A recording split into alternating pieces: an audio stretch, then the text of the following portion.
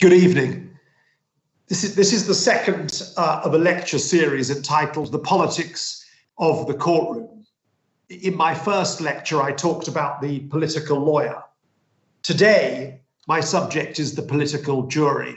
And I'm very sorry that because of the current restrictions, I cannot be delivering this from Barnard's Inn Hall. The decision by a particular society to use the jury, that is a number of more or less randomly chosen members of the public with no particular legal training, as the arbiter of guilt or lack of guilt, is a political one. There's nothing inevitable about such a choice. Many countries across the world vest such questions exclusively in the hands of professional or amateur judges. And although one can see the jury as one of the first assertions of a form of democracy in the post-classical world, its arrival at that status came after a long and haphazard journey. The earliest juries in England seem to have constituted a body of men of the locality who were engaged in both hearing evidence as well as applying their own direct knowledge of the facts relating to the crime. So there was no real distinction at this stage between what we would think of today as the distinct roles of the juror and the witness.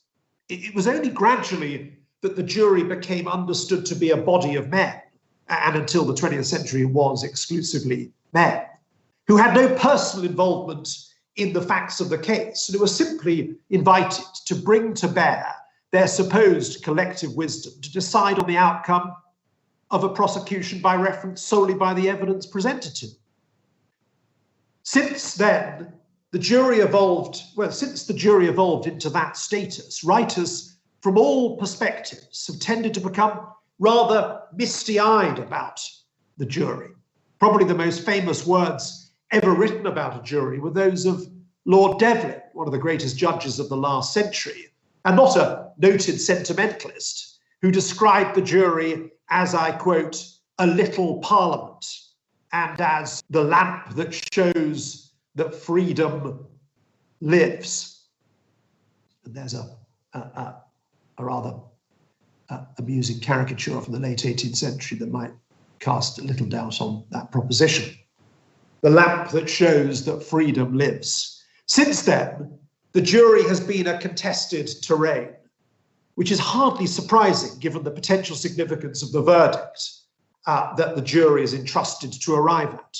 For centuries, governments tried to ensure that juries were composed of placemen who would deliver the desired verdict of guilty in state trials. And judges were not themselves backward in instructing juries in the strongest terms, at times, as to the verdict they should arrive at. And although a good deal of romance surrounds the institution of the jury, it cannot be denied that many juries did indeed prove to be compliant to the will of the executive and the judiciary. The trials of the regicides will give you a flavour. In the trial of John Cook, who prosecuted Charles I and who I described in my first lecture, the judge, Orlando Bridgman, directed the jury, referring to the evidence the court had heard, as follows, and I've got it up on my slide. If these be not overt acts of compassing and imagining the death of the king, I do not know what they are. Before adding, by way of afterthought, it must be left to you, members of the jury, and then suggesting, I think you not need go from the bench, a reference to the jury box. Having understood what they were required to do, the jury duly convicted, and the foreman of the jury then left the jury box to go to the seats reserved for prosecution witnesses, because he was shortly to be a crown witness against the next defendant being tried for regicide. And that juror was shortly ennobled for his services to the crown. Still, one of the standard heroic narratives of English history is the story, checkered and fragmented though it is, of the refusal of jurors to be cowed into subservience by establishment forces and the development of the jury into a freestanding institution, unaccountable to the state or the judiciary. And in part, that development came as a result of multiple acts of bravery and defiance on the part of individual jurors. You may think it an established principle that a jury cannot be held accountable for the verdict it collectively arrives at, and you'd be right. But you also might find it extraordinary that for centuries in this country, jurors were at risk of criminal prosecution themselves if they returned a verdict which was supposedly, in the eyes of a judge, contrary to the evidence. There is, in the main hall of today's Old Bailey, a plaque, there on the left of the screen, to the jurors who sat in the trial of William Penn and William Mead, two Quakers who were charged with unlawful assembly in 1670, after 300 of their co-religionists gathered to worship in the open air in London. After the trial, the jury produced rather equivocal verdicts, which did not satisfy the judges that were presiding, and who issued this threat. You can see it on your screen. Gentlemen, you shall not be dismissed till we have a verdict that the court will accept, and you shall be locked up without meat, drink, fire, and tobacco. You shall not think thus to abuse the court. We will have a verdict by the help of God, or you shall starve for it. The jury duly became rather less equivocal in their verdict, but instead of the guilty verdict the judges had demanded of them, the juries declared the defendants to be not guilty. The infuriated judges promptly fined them for contempt of court and ordered their imprisonment until the fine was paid. What was their alleged misdemeanor? To have delivered a verdict which the judges thought to be contrary to the evidence presented. It was no doubt the danger of finding yourself at risk of criminal liability that had traditionally encouraged juries to take the view that discretion was the better part of valor, and that to do the judge's bidding was generally the wiser course. However, one of these jurors, a man called Edward Bushell, refused to pay the fine and petitioned a higher court for a writ of habeas corpus, i.e., a writ seeking his release from prison. The case came before the Chief Justice of England, who ordered Bushell to be set free on the grounds that a jury was entitled to arrive at its own verdict on the evidence in accordance with its own collective conscience, even if that verdict was contrary to the direction or view of the judge, or indeed the judge's perception of the evidence. And so, as so often in the English law, the bravery of one person or one group of people taking a stand caused a gear change and a gear shift towards a more enlightened future. In this case, the principle that a jury was a separate institution, placed at arm's length from and independent of the judge, so that by the 18th century, the jury was being extolled in legal writings as a bulwark of liberty against the dangers of corrupt and partial judges willing to do the bidding of the executive. And so we find in 1760, the great legal writer William Blackstone describing the jury in the following glowing terms. And I quote, "Trial by jury ever has been, and I trust ever will be, looked upon as the glory of English law. The liberties of England cannot but subsist as long as this palladium remains sacred and inviolable." Very rousing words, you may think. However, these were the days in the late 18th and early 19th century when the limits of executive power were still being tested in the courts. And of course, judges, even after Blackstone's lapidary words, were still attempting to influence jury verdicts. In one of the trials of the satirist William Hone in 1817 for blasphemy and seditious libel, Lord Ellenborough told the jury that the publication which was in issue was, and you can see the quote, a most impious and profane libel. And he continued, believing and hoping that you are Christians, I have not any doubt that you would be of the same opinion. Whereupon, I'm pleased to say, the jury found Hone not guilty, and it is said that there was rejoicing in the streets of London at the verdict, and also that Ellenborough's chagrin at the jury's barefaced act of defiance led to his early demise. Now, it was a short step between a jury holding out against judicial bullying to deliver a verdict according to their honest perception of the evidence, and a jury deciding that even though it might have been proved beyond reasonable doubt that the defendant had committed the crime with which they were charged, nonetheless, they deserved exoneration, whether because they thought the prosecution was oppressive, or the defendant was morally blameless, or for some other reason. And so developed the concept of the so-called perverse verdict. Now, the word perverse, of course, has a pejorative association here, and one can readily imagine verdicts, either of guilt or indeed of acquittal, which are perverse in the sense of simply wrong-headed. But the phrase also developed a wider and perhaps more beneficent meaning. It is in the ability of the jury to deliver a verdict which, although at odds with the evidence or the law, nonetheless seems to do justice on a more fundamental level, that its capacity to act politically rather than quasi-judicially is most evident. Now, before we look at this more closely, let's remember the traditional division between judge and jury in a criminal trial, as explained by an English judge called Lord Oaksey back in the 1950s. And I quote, "It is a general principle of British law that on a trial by jury, it is for the judge to direct the jury on the law, and insofar as he thinks necessary on the facts, but the jury, whilst they must take the law from the judge, are the sole judges on the facts.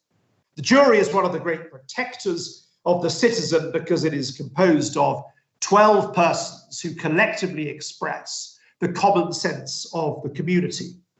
But the jury members are not experts in the law, and for that reason, they must be guided by the judge on questions of law," says Lord Oaksey. Now, what does this word must mean in this context? Usually, as a matter of law, if you must do something, then if you fail to do it, you are at risk of some sort of sanction. And here lies one of the great anomalies, I think, of the English jury system. A judge will always include in his or her summing up to the jury words to the effect that whilst the facts are solely for them, they must accept the law as the judge lays it down. Take this simple example. Two men get involved in a brawl outside a pub. One punches the other, and the other falls to the ground and dies. The judge will tell the jury that the crime of murder is made out if the defendant kills a person either with intent to kill him or with intent to cause him grievous bodily harm. But the jury, if they wish, can privately take the view that although they accept the evidence demonstrates irrefutably, let's say, that the defendant did indeed intend to kill his victim, nonetheless, they choose to find him not guilty. Let's say because they take the view the victim deserved, for whatever reason, everything he got. And if the jury takes that view, there's absolutely nothing that anyone can do about it. A verdict of not guilty, however it is reached, however overwhelming the evidence, is incapable of review or any form of appeal. It is subject to a very narrow exception indeed, involving the discovery of, quotes, new and compelling evidence, which I don't go into today. Fine. Now, every jury has to take an oath, and I've quoted it on the screen. "I swear by Almighty God, or I solemnly declare and affirm, that I will faithfully try the defendants and give a true verdict according to the evidence. Now, but if that jury breaches that oath, there can be no legal consequences.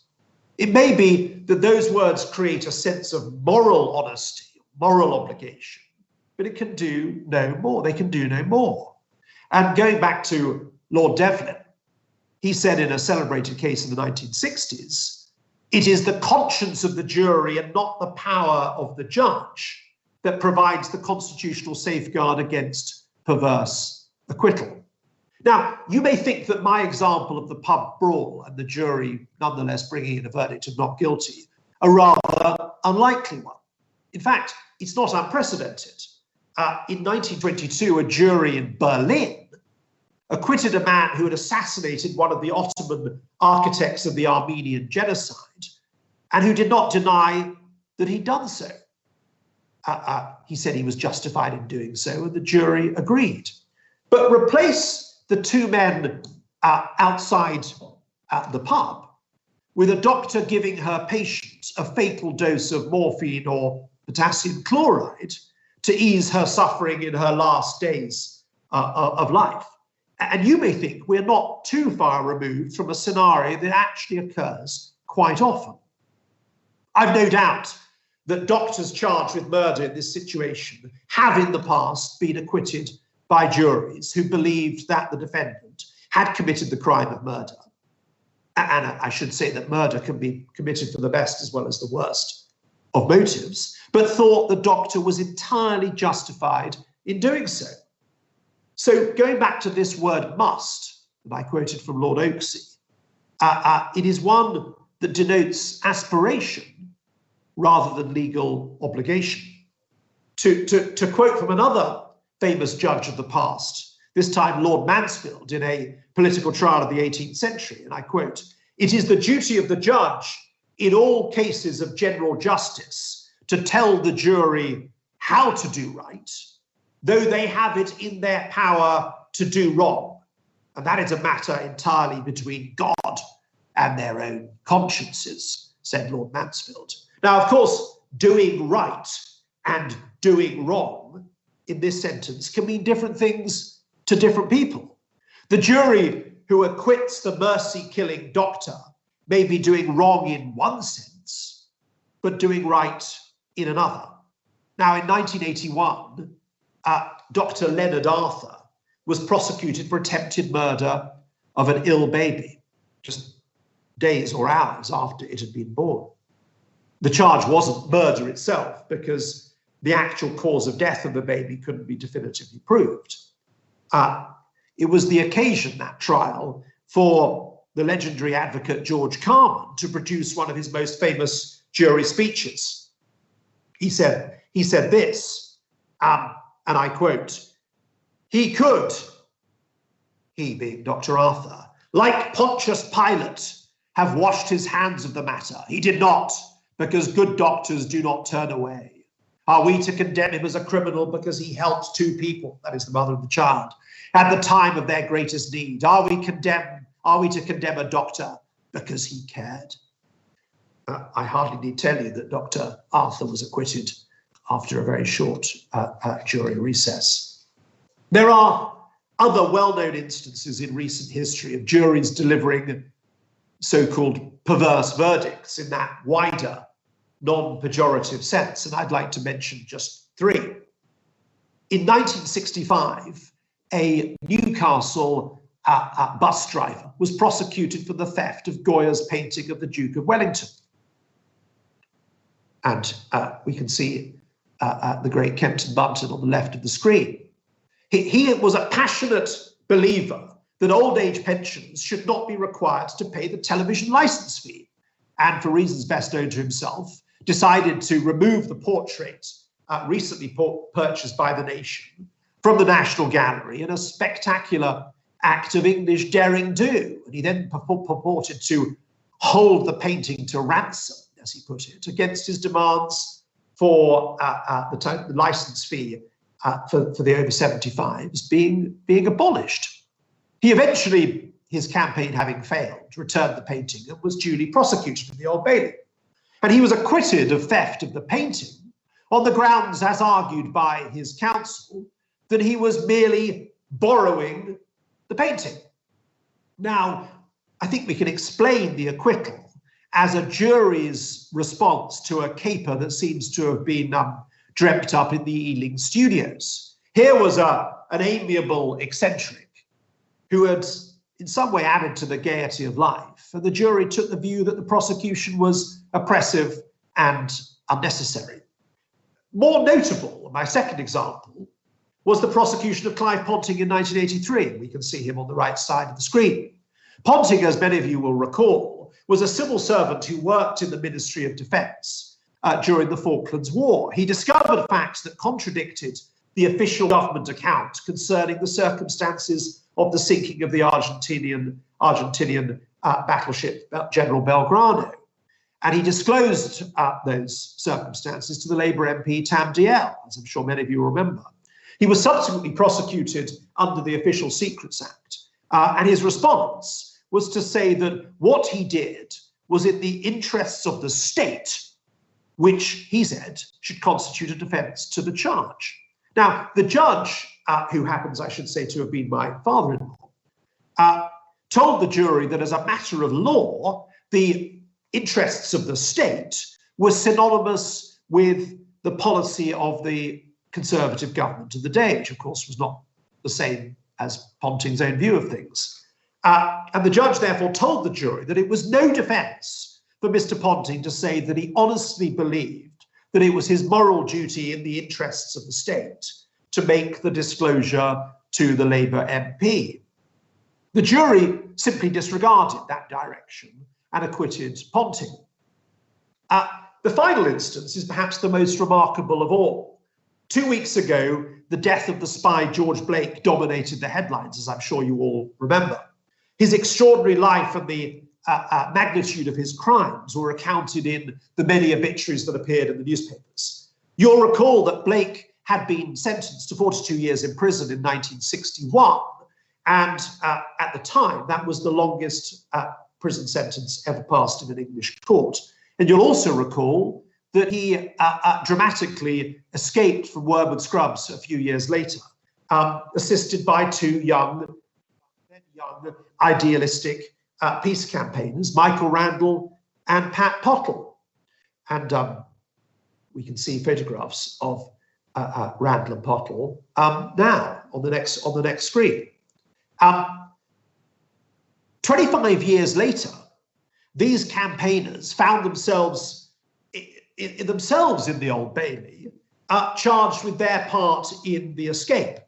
Now, they put forward a defence of so-called, I quote, necessity of conscience, i.e. they said they'd been obliged to act to prevent the psychological harm that Blake's long sentence would, so they said, inevitably cause him, and therefore that aiding and abetting his escape was justified. Now, as a matter of law, such a defence had simply no application to the facts of the case.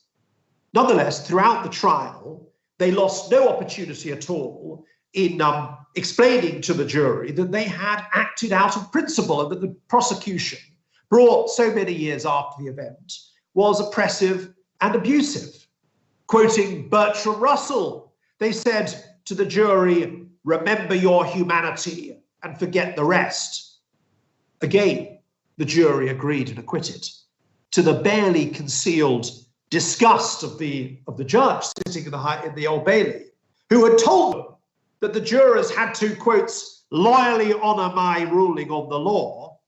The jurors acquitted both defendants, presumably on the grounds that they took the view that the prosecution was indeed oppressive, and whatever the law might say or might not say wasn't going to deter them from delivering what they perceived to be a just verdict. Now, I wonder how many of you would approve of each of those acquittals. You might doubt the rightness of the verdict, while accepting that the jury system necessarily carries with it the right on the part of the jury to deliver a verdict which is, in the sense I've articulated, perverse. Depending on your point of view, the occasional perverse verdict may be seen as either the triumph or the inevitable price of the jury system. Now, there have been various responses to the jury's power to deliver a perverse verdict. You might expect judges to take rather a dim view of juries who ignore judicial directions on the law and deliver verdicts at variance with the evidence. Well, not all have. Some have celebrated that power. Another great 20th century judge, Lord Burkitt, said in the 1950s, and I quote, "A jury can do justice where a judge who has to follow the law sometimes may not." This sentiment might be thought a rather refreshing recognition that sometimes law and justice diverge. A jury is free to follow the path of justice, but the judge will always be bound to follow the path of law, which you might think is a good reason why the final decision in a criminal trial on guilt or lack of guilt is best left to a jury. On the other hand, others might respond that the notion that a jury can, at its own discretion, set up its own conception of justice against the collective wisdom constituted by the English law makes a mockery of the notion that a person is entitled to be judged according to what we describe as the rule of law. Another conundrum is as follows. Is it proper for an advocate acting on behalf of his or her client, the defendant, to tell the jury straight that it has the power to disregard the facts and the law, to in effect disregard their oath? Now, this issue arose in a very famous Canadian case called the Crown against Morgentaler.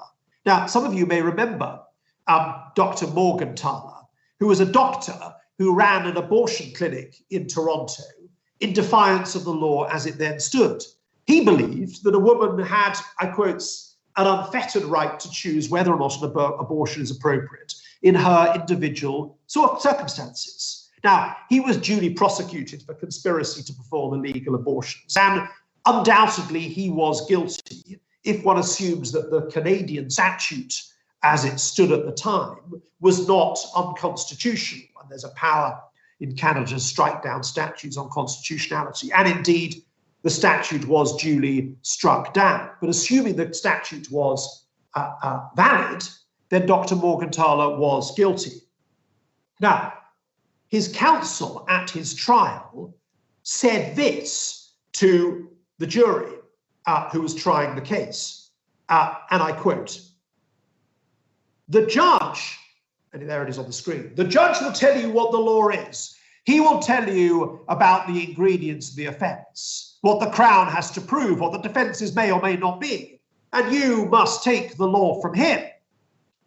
But I submit to you that it is up to you and you alone to apply the law to this evidence, and you have a right to say it shouldn't be applied." So in effect, counsel was saying to the jury, notwithstanding the blandishments at the beginning of that quote, don't apply this law if you think, as I submit, that it is a bad law. Send a signal to Parliament that it should change the law. In effect, act politically. Now, the case went all the way to the Supreme Court of Canada, and much of the case was taken up with whether the law was unconstitutional, and the Supreme Court duly found that it was unconstitutional. Nonetheless, the Chief Justice of Canada then turned to the question of whether counsel had been correct in saying what he said. And he said this, the judge, and I quote, "The contrary principle contended for by the counsel for Dr. Morgentaler, that a jury may be encouraged to ignore a law it does not like, could lead to gross iniquities.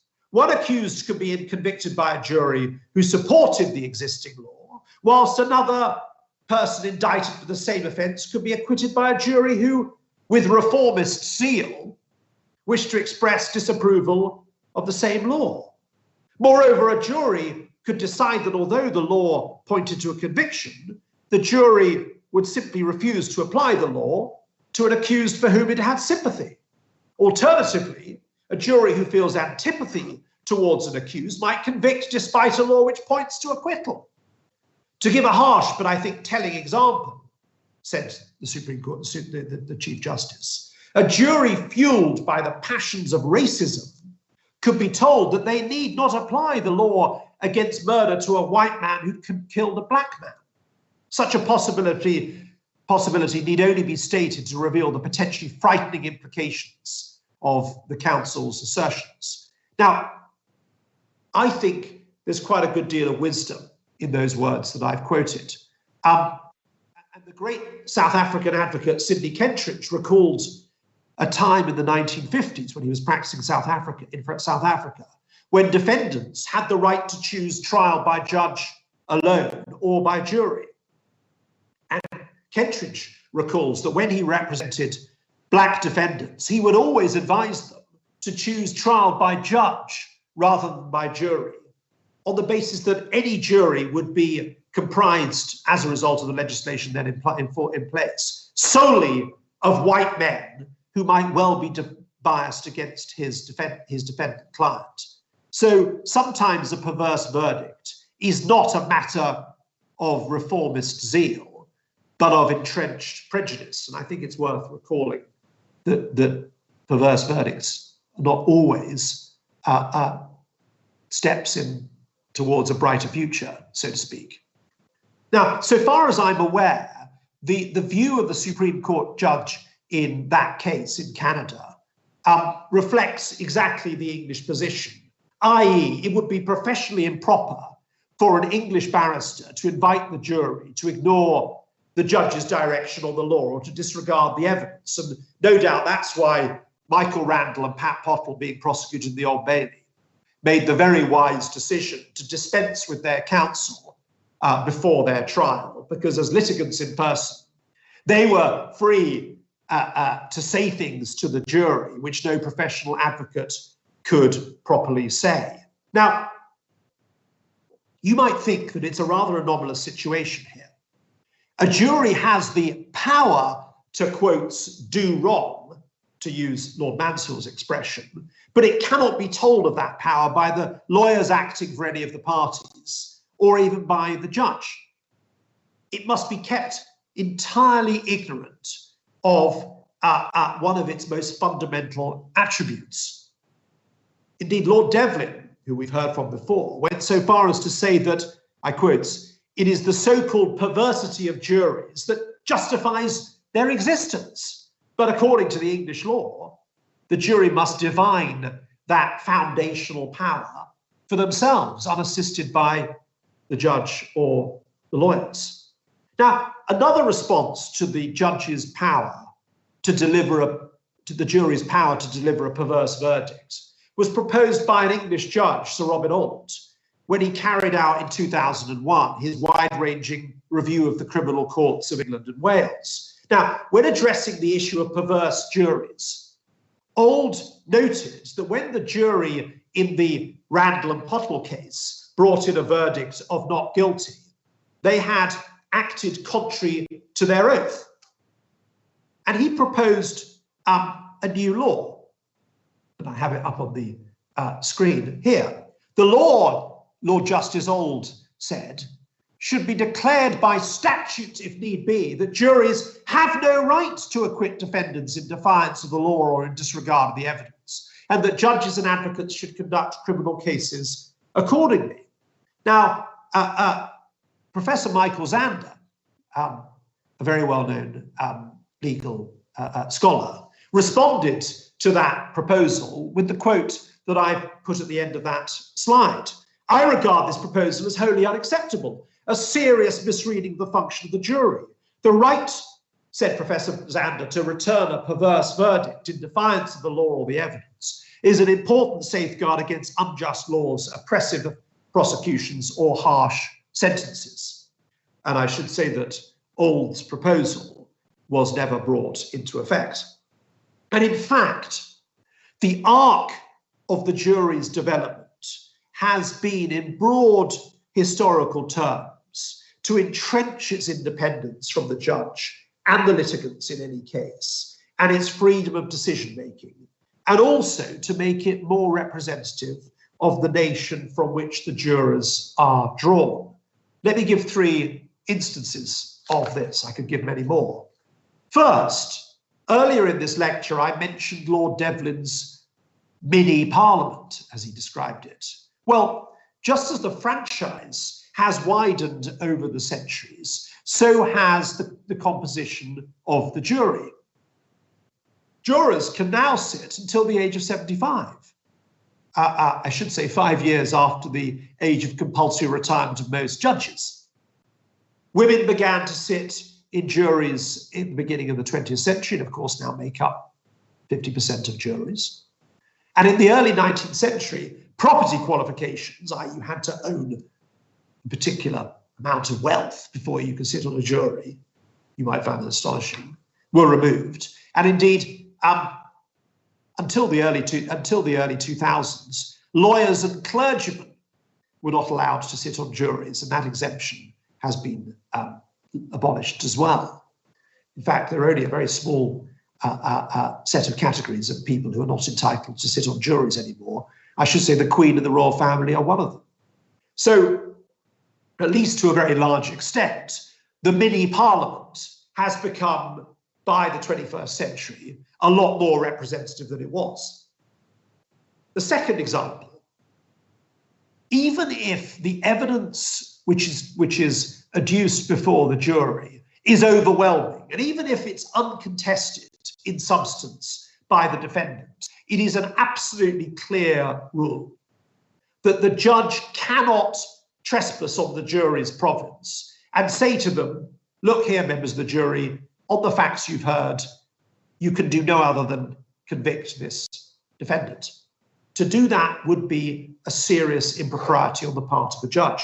And that rule was justified in a relatively recent House of Lords decision by Lord Bingham on a rather charming basis. He said that however clear-cut the case might look to the judge, the evidence might have generated nuances not recognized by the judicial mind, i.e. that the jury might have been able to bring to bear some demotic insight which had evaded the rather more jaded judge. So, however overwhelming, the judge cannot say to the jury, you must and should convict.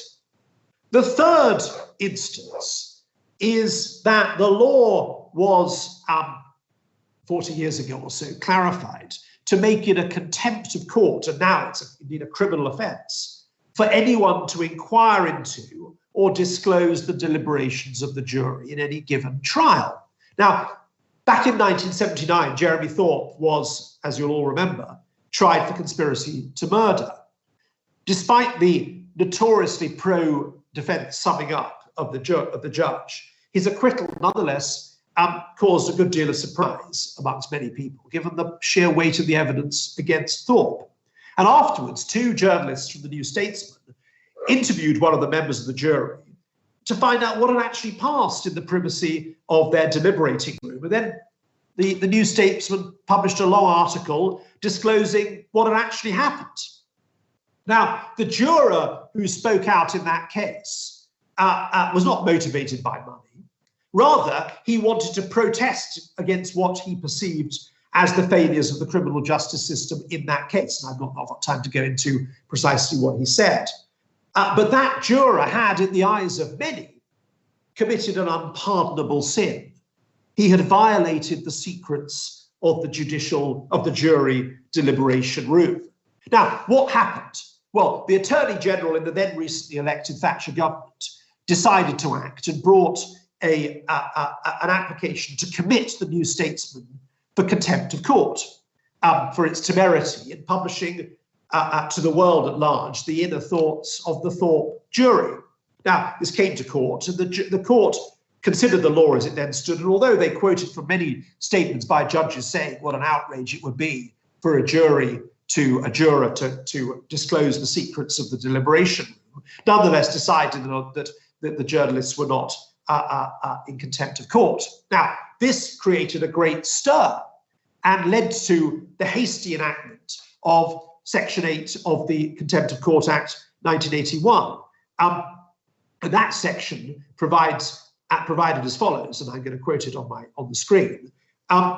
It is a contempt of court to obtain, disclose, or solicit any particulars of statements made, opinions expressed, arguments advanced, or votes cast by members of a jury in the course of their deliberations in any legal proceedings.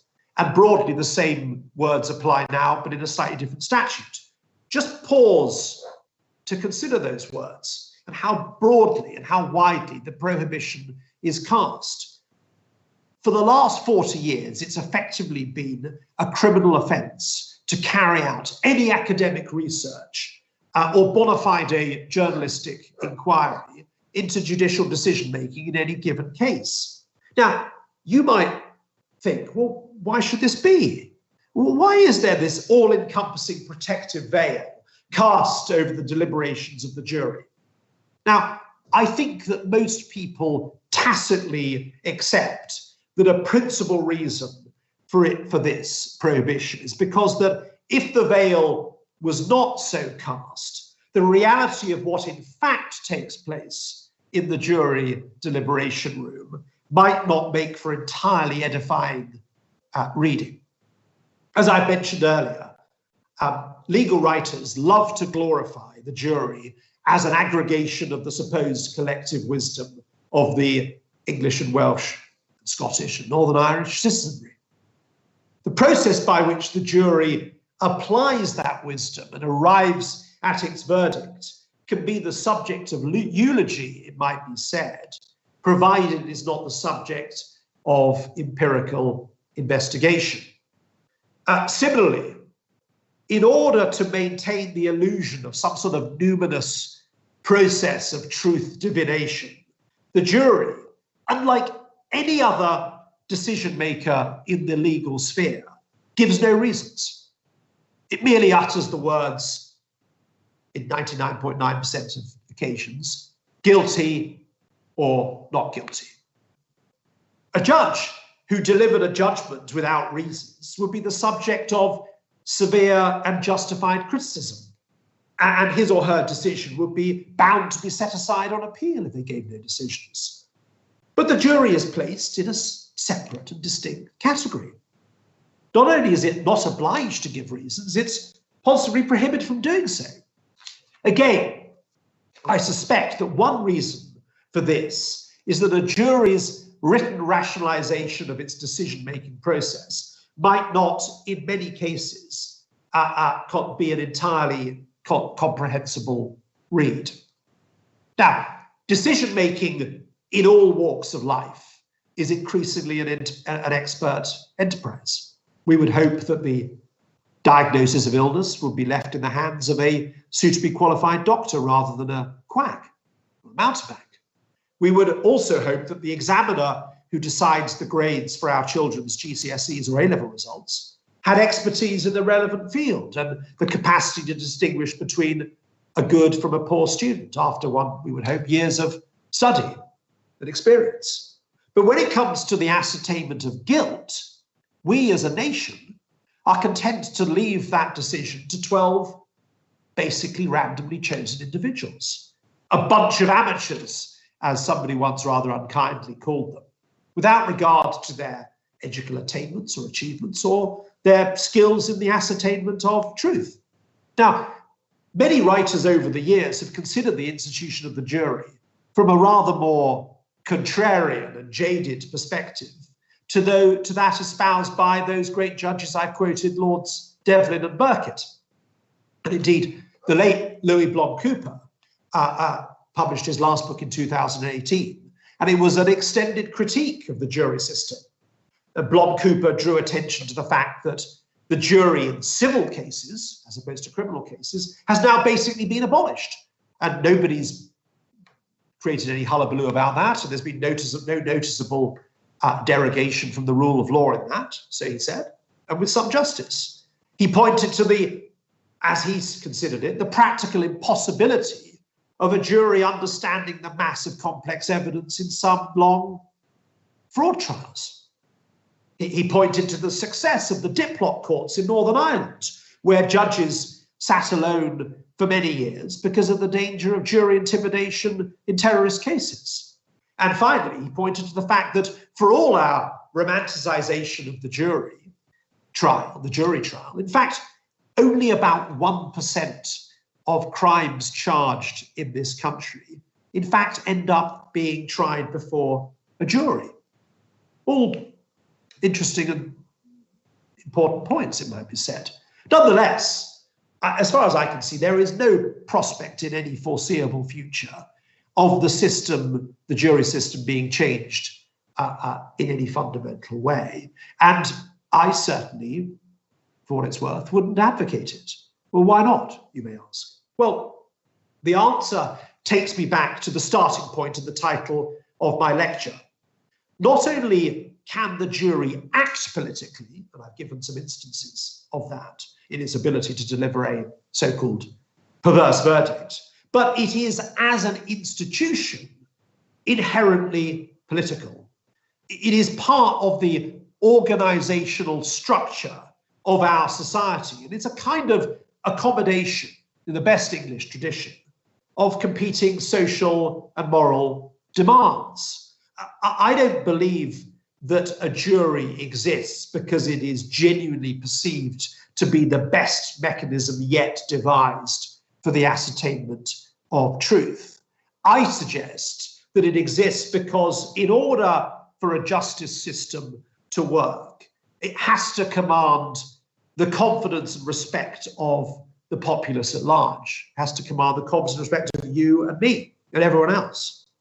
And I suspect that most of us would prefer to be tried by 12 random people like us, people like us, rather than a judge who, rightly or wrongly, and I suspect in reality, given the current makeup of the judiciary, wrongly, we perceive as not like us. And also, a verdict of guilty, a verdict of guilty delivered by a jury carries with it somehow a stamp of legitimacy, which the verdict of a single judge, or a single judge even sitting with assessors, which happens in some jurisdictions, might not. It would be not justice imposed on high, but jury justice is justice being delivered in a way quasi-democratically. Now, it is interesting that when a verdict of guilty is delivered by a jury, very few people quarrel with it. Its anonymity and its lack of reasons, for all the criticisms that can be made of that, in fact invest it with an authority which no judge verdict could command. A guilty verdict provided by a judge would have to be a reasoned one. And once reasons are forthcoming as to why a judge has found X or Y guilty, however well argued and well reasoned that verdict may be, and those reasons may be, they can be unpicked, they can be challenged, they can be disputed. And I can well imagine such a verdict being contested, not necessarily in the sense of being challenged in the Court of Appeal, but contested in the sense of not commanding overwhelming community support. Now, in circumstances where the magistracy and the judiciary is still overwhelmingly white, this actually matters. You'll remember that David Lammy produced a very interesting report on inequality a very concerning report on inequality in the criminal justice system a few years ago. And he found that the jury was the only part of the system with adequate ethnic diversity. And if that system means that some people are acquitted who should have been convicted, whether because a jury was baffled by the evidence or bamboozled by the wiliness and the advocacy of defense counsel, then I think the answer must be so be it. The alternative would be very significantly worse, I suggest. And let me just pause there. There is one other really positive byproduct of the jury system, which again is political. Jury service can apparently have transformative effects on the individual jury members. According to research by a very well-known academic in this field, Dr. Cheryl Thomas, the experience of being a juror is actually empowering. Jurors generally described it as an interesting and educational one, and in some cases an inspirational one. And they said that afterwards they were more likely to vote, having been a juror, and that they were more likely to be involved in community and civic groups. The politics of the jury trial came back into focus last year as the pandemic closed the courts and created a conundrum for the court service and the Justice Secretary. How to clear the huge backlog of Crown Court trials in circumstances where it's very difficult to practically bring back juries in a safe way into courts. Now, proposals were put forward which would have had the effect of temporarily abrogating the right to jury trial in various categories of offence and to replace it in those categories with judge-only trials. The result was interesting. It was, in most sectors of the population, uproar. Apparently, 93% of the members of the criminal bar opposed the idea, even though it would have been economically advantageous for them to promote it, because they'd get back to court and doing some work, doing some trials. In response to that proposal, a former chair of the Criminal Bar Association, Francis Fitzgibbon, Queen's Counsel, wrote a piece in the London Review of Books, and I've quoted it there. And he concluded as follows, and I think it's a good way to conclude this lecture. A good jury turns into a little community, Baroness Hale has said, working together in the interest of justice. As a jury advocate, says Francis Fitzgibbon, for over 30 years, I've always been impressed and often humbled by the care and dedication they give to their work. Academic research supports the experience of criminal lawyers that juries are fair and do their utmost to bring in the right result.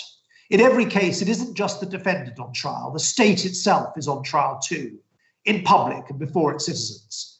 Can it prove its case to the high standard the law requires? Has it used its coercive powers wisely and lawfully?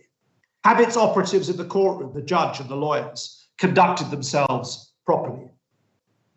The proposal for abrogating the right to trial by jury was not, or at least has not yet been pursued. Instead, across the country, perspex screens are being erected and fitted in courtrooms, and juries are returning to carry out their centuries-old civic responsibility. Thank you very much for listening.